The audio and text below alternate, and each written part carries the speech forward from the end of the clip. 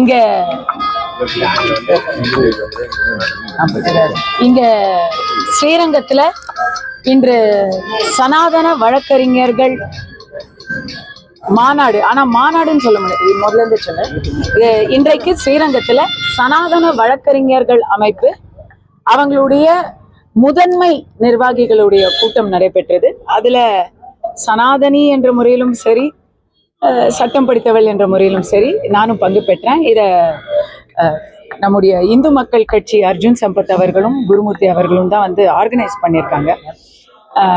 அர்ஜுன் சம்பத் அவர்களும் குருமூர்த்தி அவர்களும் இதுக்கு முன்னாடி ஒரு கூட்டத்தை ஆர்கனைஸ் பண்ணாங்க. ஒரு கூட்டத்தை ஆர்கனைஸ் பண்ணாங்க. அது நவம்பர் 3ஆம் தேதி. அன்னைக்கு நவம்பர் 3ஆம் தேதி நிறைய விஷயங்களை நாங்கள் பேசினோம். ஆனால் அதில் கஸ்தூரி பேசாத ஒரு விஷயம்தான் மிகப்பெரிய செய்தி ஆயிடுச்சு. அதனால இன்னைக்கு மறுபடி அந்த விஷயங்களை ஆக்கப்பூர்வமாகவும் சட்ட ரீதியாகவும் எப்படி அணுகுவது அப்படிங்கிற விஷயங்களை இன்னைக்கு நாங்கள் வந்து விவாதிச்சிருக்கோம். பொய் வழக்கு போட்டு பிராமணர்கள் ஏதாவது எதிர்த்து குரல் கொடுத்தாலே உடனே அவங்கள வந்து பொய் வழக்கு போடுவது, அவர்களுக்கு எதிரான பிரச்சாரத்தை முடுக்கி விடுவது, இன்னும் சொல்ல போனா சில பிராமணர்கள் என்று சொல்லிக் கொள்ளக்கூடிய இன துரோகிகளை அவர்கள் பக்கம் இழுத்து அவர்களை வைத்து பிரச்சாரத்தை முடுக்கி விடுவது, இப்படிப்பட்ட வேலைகளை எல்லாம் எப்படி எதிர்கொள்வது அப்படிங்கிறத சட்ட ரீதியா விவாதித்துக் கொண்டிருக்கிறார்கள். விவாதம் நடைபெற்றுக் கொண்டிருக்கிறது. விஜய் வந்து பேசியிருக்காரு, 26 தேர்தலில் திமுக 200 தொகுதி ஜெயிக்காது, மைனஸ்ல போகும். அதெல்லாம் நடந்தா நான் விஜய் வாயில சக்கரை போடுறேங்க. இதுக்கே வந்து அவருக்கு ஆதரவு கொடுக்கலாமே. திருமாவளவன் கூட்டணி விட்டு வெளியே வருவாரா?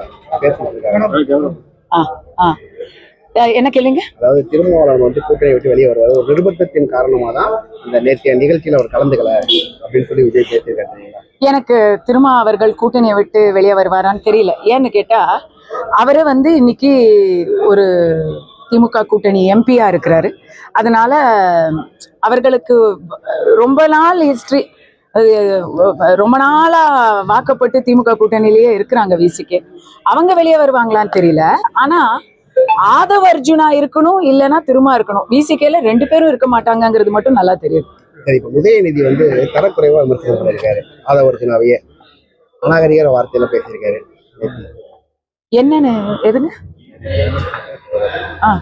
இல்ல, உதயநிதி அவர்கள் ஆதவ அர்ஜுனாவை தரக்குறைவா விமர்சிச்சிருக்காரு. அது விஜய பத்தி சொல்லியிருக்காரு. ஆமா, அவர் சினிமா செய்திகளை பாக்குறது இல்லைன்னு அவர் தன்னுடைய ரெட் ஜெயண்ட்டை பத்தி சொல்றாரோ அப்படின்னு நான்லாம் நினைச்சிட்டேன்.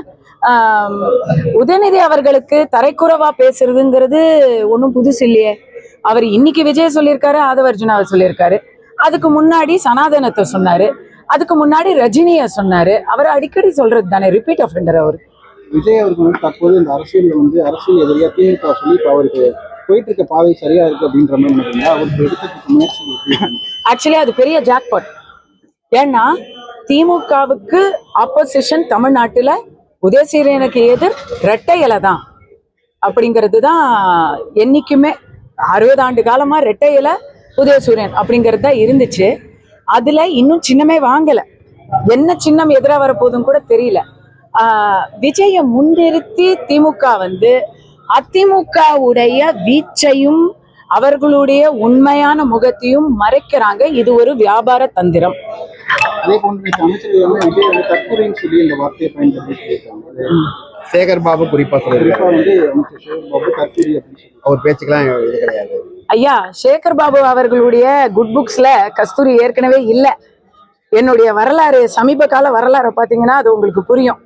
அதனால அவரை பத்தின கேள்விக்கு நான் வந்து கடந்து போறேன், பதில் சொல்றேன். 2026 தேர்தலில் எப்படி இருக்கும்னு நினைக்கிறேன்? இன்னும் ஒரு 3 மாசம் போகட்டுமே, சரியா சொல்லுவோமே. இப்போ வந்து கூர்ந்து நானும் கவனிச்சுக்கிட்டு இருக்கேன்.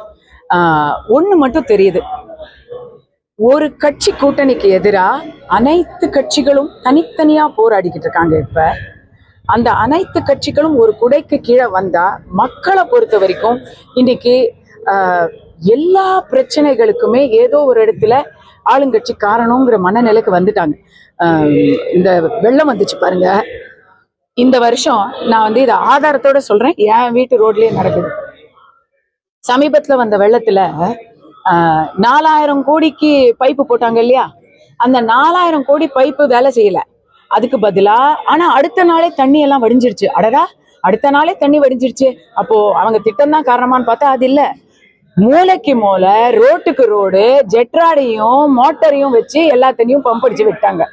அப்ப அதை பேசாம 4000 கோடிக்கு பம்பு மேஷினே வாங்கி போட்டுருக்கலாம் நீங்க. இந்த மாதிரிதான் இது வந்து ஜனங்க எல்லாருக்குமே தெரியுது.